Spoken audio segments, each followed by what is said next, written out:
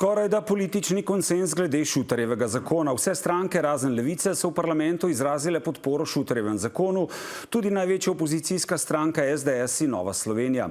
Potem pa proceduralni zapleti, ko so poslanske skupine večkrat zahtevale dodaten čas za premislek o vloženih amandmajih na zakon, ki so ga koalicijski poslanci v zadnjih dneh praktično na novo napisali. Spremenili so kar 29 od 33 členov, večje spremembe pa naj bi za zdaj bile pri določbi o vstopu policije v stanovanje brez sodne odredbe, se pri orožju dodaja beseda ognjeno, uporabo dronov in avtomatsko prepoznavo avtomobilskih tablic bo moral odobriti preiskovalni sodnik. Že v petek pa so črtali člen, da bi se lahko v kazenskih postopkih uporabljali tudi nezakonito pridobljene dokaze, kot tudi, da bi bila socialna pomoč tudi v primeru dolga do države mogoča. Toda ne v denarju, ampak bi bila ta namenjena za neposredna plačila, na primer položnic. Zakaj so se odločili, da podprejo spremenjeni Šutarjev zakon? Kakšne spremembe še prinaša predlog? Z nami sta Lenart Žavbi, poslanec Gibanja Svoboda, in Anja Bah Žibert, poslanka SDS-a. Dober večer obema. Dober večer. Dober večer. Gospa Bah Žibert, zakaj ste se v SDS odločili, da boste na izredni seji glasovali za Šutarjev zakon? Poglejte, jaz moram najprej povedati, da je ta zakon slab, da pravzaprav tistega, kar je pompozno na začetku predsednik vlade v Novem mestu napovedal, ni ostalo praktično nič. Lahko rečem, da ta zakon ni več niti Z od zakona. Tako kot ste že v uvodoma povedali, ne samo, da so bili amandmaji na odboru praktično k vsem členom, tudi danes se napovedujejo novi amandmaji, ta trenutek poteka razprava, poslanci pa amandmajev sploh še nimamo. Skratka, gre za čisti kaos in neodgovorno delovanje te vlade. Kar se pa tiče naše podpore, poglejte, 3 leta in pol se je koalicija zgovarjala, da problema praktično ni, da zadeve napihujemo. Potrebno je bila dejansko tragična zgodba, uboj nedolžnega človeka, da se je ta koalicija zbudila in uvidela, da imamo varnostne težave. In ta podpora gre predvsem za to, da ne bodo imeli v prihodnje nobenega izgovora več za neukrepanje. Gospod Žavbi, kaj pravite na te besede in kako gledate na odločitev SDS-a, da bo podprla vaš predlog zakona? Ja, dober večer. Jaz moram res na tem mestu odločno zanikati in sem nekoliko presenečen, da je bilo rečeno, da nobene več rešitve ni v zakonu. V bistvu nasprotno je. Vse rešitve, ki so bile v izvornem zakonu in vse rešitve, ki so bile napovedane, so v zakonu. Drži, da so lahko napisane pravniško nekoliko drugače, kar pa ne pomeni, da so rešitve kakršnekoli drugače. Ena in edina izjema je, kot ste že povedali v uvodu, je 8. člen, torej ekskluzija dokazov, ki pa je predsednik vlade dr. Golob ni napovedal v Novem mestu.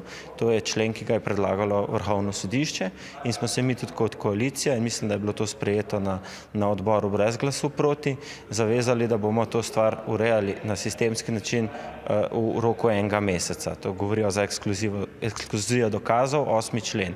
Vse ostale rešitve so v tem zakonu ostale enake, so se mogoče kje dale kakšne dodatne varovalke, so se mogoče kje boče bolj precizno zapisale, ampak rešitve so bolj kot ne enake in cilji rešitev so bolj kot ne enaki. Gospa Bah Žibert, odkimavali ste. Zakaj? Zato, ker temu enostavno ni tako. Poglejte, 29 amandmajev jasno govori, da rešitve niso enake. In še več, pravzaprav so nekatere rešitve smešne, namreč najprej je predsednik vlade v Novem mestu jasno izrazil, da bojo poslej tudi socialni transferji podvrženi izvršbam. V tem zakonu sedaj tega ni več. Dejstvo je, da možnost, da se centri za socialno delo odločijo, da posamezniku socialne transferje izplačujejo v naravi, je to že danes v zakonu. Skratka, vse tiste pompozne napovedi, ki so govorile o tem, da se bo nekako upoštevalo to, da smo pred zakonom vsi enaki in da tisti, ki jemljajo od države socialne transferje, jih dobivajo, da na drugi strani tudi poravnajo svoje obveznosti do države, tega več v zakonu ni.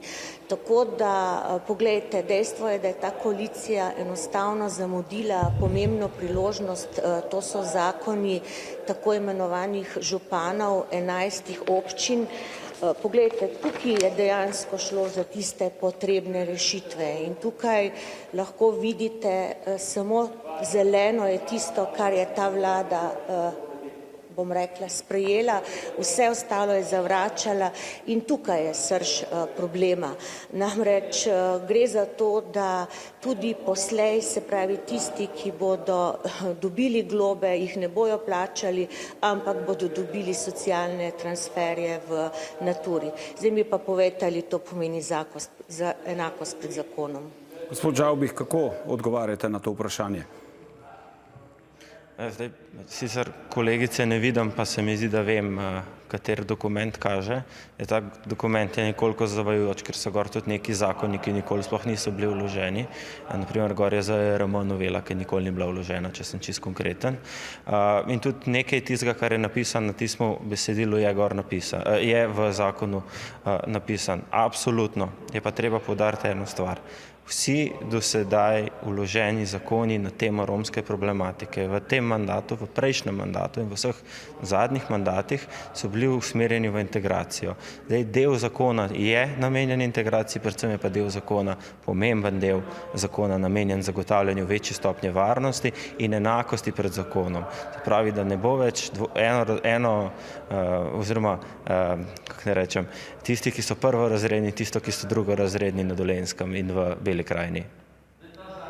Poglejmo, kako so svojo odločitev, da ne sodelujejo v nadaljnjem postopku sprejema Šuterjevega zakona, obrazložili v Levici. Prepričani smo, da se strahu in izrednih dogodkov ne sme izrabljati za trajno spreminjanje narave pravne države. Zato pri njegovi nadaljnji obravnavi ne bomo sodelovali. Gospod Žavbih, kako gledate na to, da vaš koalicijski partner Levica, ki je član vladajoče koalicije, ne bo sodelovala pri sprejemanju Šuterjevega zakona?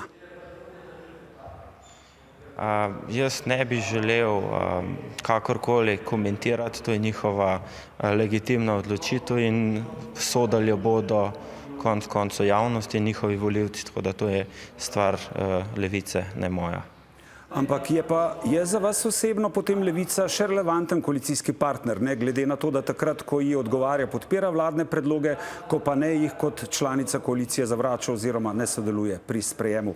Moje vprašanje se nanaša na vas, Gibanje Svoboda, a je za vas potem Levica še relevanten koalicijski partner? Absolutno je Levica še relevanten koalicijski partner. V tem mandatnem obdobju smo v državnem zboru sprejeli več 100, če ne 1000 zakonov in pri večini je koalicija bila popolnoma složna. Se je pa v vsakem trenutku mandata zgodilo, da je včasih ena, včasih druga koalicijska partnerca bila do česa zadržana, tako da jaz ne vidim nobene težave pri nadaljevanju življenja te koalicije. Če smem reči, tudi naprimer Ministrstvo za delo pa je tvorno sodelovalo pri tem zakonu, pa ga vodi član Levice, tako da jaz nimam nobenih nadaljnih kritik za koalicijsko sodelovanje, bo pa pač njihovo dejanje sodila javnost in volivci, kot sem rekel že prej, in to je njihova legitimna odločitev. Gospa Žibert, vi ste kljub pomislekam, ki ste jih izrekli, napovedali podporo temu zakonu. Kako pa vi gledate na to, da Levica ne bo sodelovala pri sprejemanju Šuterjevega zakona, ker vse ostale stranke, če se ne motim, so napovedale podporo temu zakonu, kljub amandmajem, ki so bili vloženi? Ja, poglejte, poslanska skupina Svobode je v svojem stališču izjavila, da je ta zakon odraz njihove hitrosti ukrepanja in tudi, bom rekla, odgovornosti pa odločnosti. In zdaj tukaj kar odgovor. Kakšna odločnost je to, če se niti v koaliciji ne znajo poenotiti, in kakšna hitrost je to, če so imeli 3 leta in pol časa, da resno sprejmejo tiste ukrepe, ki so nujne. Danes pa očitno, ko pravijo, da je koalicijski partner v vladi Luka Mesec, ki je bil koordinator koordinator za to problematiko pravzaprav dosegel, da vse tisto, kar je bilo zares vezano na socialne transferje in bi dejansko imelo rezultate, tako menijo župani in tako menijo tudi civilne iniciative in vsi tisti, ki se s to problematiko spoznajo in jo rešujejo, so praktično izvrgli iz zakona. Gospod Žavbi, kaj pravite na te pomisleke? Zdaj, kolegica poslanka je v dveh različnih odgovorih povedala, da amandmajev k zakonu še ni videla, potem pa pač govori svojo interpretacijo nečesar, kar še ni videla. To je politikantstvo in tega se jaz ne želim iti. Druga stvar, kaj se je do zdaj že v teh 3 letih in pol zgodilo, sem jaz že v večjih nastopih povedal, oni se bodo potem kontra povedali, kaj so oni mislili delati v prejšnjem mandatu, pa niso delali, zato ker naj bi po poročanju enega od portalov predsednik prejšnje vlade zaustavljal te zakone na vladi.